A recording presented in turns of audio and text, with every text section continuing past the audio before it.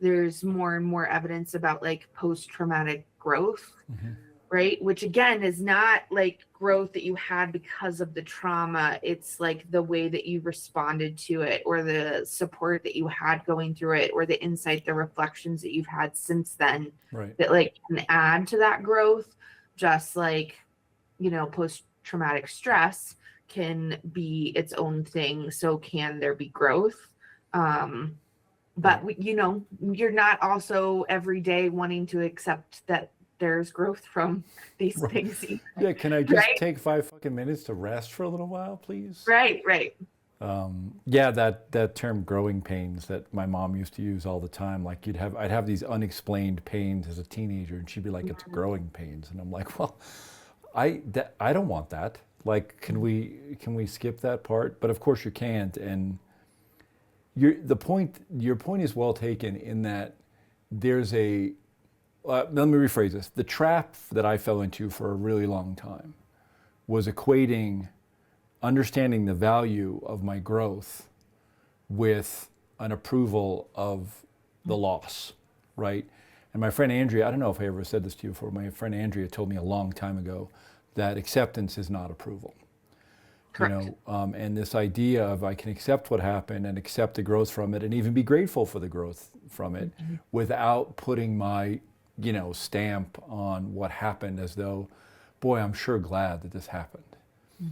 And that's gotten really complicated for me in the last couple of years because of the relationship that I'm in now, which is very healthy, and there's really mature communication, and there's a lot of emotional space for both of us to grow. Recognizing that I'm in a place now to handle that and participate in that in a way that not only I wasn't in my marriage to Veronica, but that I probably never would have been. Both because of the dynamic of who we are as people and the fact that I was forced into this growth. And I was forced. Like, I did not volunteer for any of this. And I really spent at least the first 4 years of my grief, easily the first 4 years, just kicking and screaming, wanting it to be different and feel different. Yeah. And We that, are a culmination of our experiences, good and bad. yeah, And so, you're saying like, yeah, this like really difficult traumatic thing like has added to who I am now. Wouldn't have gotten to this exact place without that. mm-hmm. But it's not like you wished for it to occur. It just is. Right. That's that whole like, what do we have control over? What don't we have control over?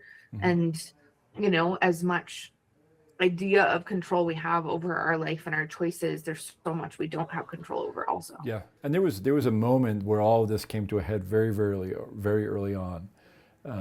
I may have shared with you before that Veronica was the primary breadwinner in our family. Like, I worked on books and movies and all these things that were supposed to take care of our future, but she was taking care of our present. And so when she died, I was unemployed, but we got a life insurance check.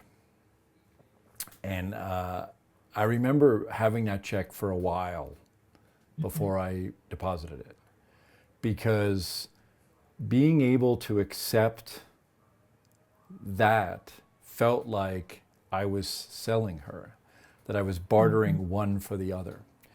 And even though emotionally I was still at the very, very beginning of a very long journey that still continues, the reality of our financial situation was such that I knew I didn't have a choice. I had to deposit that.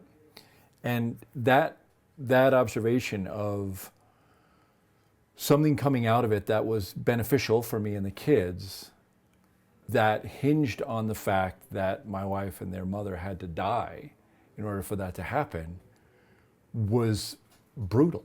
It was horrible. It was something that I'm actually still not quite sure that I can get over.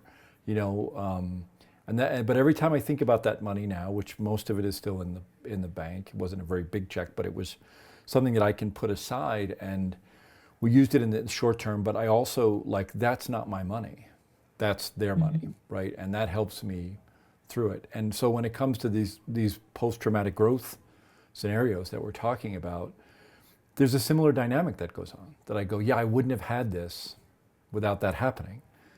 But by accepting this, does that mean that I'm okay with that happening? And what I always come back to is, it doesn't matter if I'm okay with it.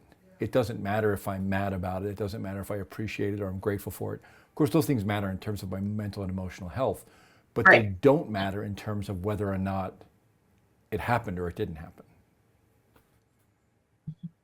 Yeah, that whole idea of like the acceptance is the removal of the fight for what is, not acceptance or okayness with what occurred, right? So it's like just removing the fight for what you can't change. Yeah. That's what acceptance is. It's not saying that like I'm glad this happened or it's okay that this happened. There are some things that just aren't okay, but they still happened. And I can remember in Hmm. the Yeah, beginning, that's very common with a lot of my clientele. Yeah. yeah, and it's the approval, the acceptance feels like approval in the beginning. At least it did for me. And Hmm. I know that I've talked to some Hmm. people that haven't experienced that in the same way that I have. You know, I had really bad coping skills at the beginning of this journey. Like I had gone through life with this very toxic positivity. Everything was going to be okay, which served me for a while because my circumstances were that everything was okay for a while. And Hmm. then when it wasn't, I did not have the tools to deal with it effectively. So, but it's a strange dynamic that I wish we talked about more. That like Hmm. people outside of this sphere, people that have not been through this, look at the situations that we're in and they don't understand why it's so emotionally complicated. They don't understand why it's so difficult because they haven't been through it and they don't really get the nuance of how now everything is seen through this filter in some way or another. Hmm. Hmm.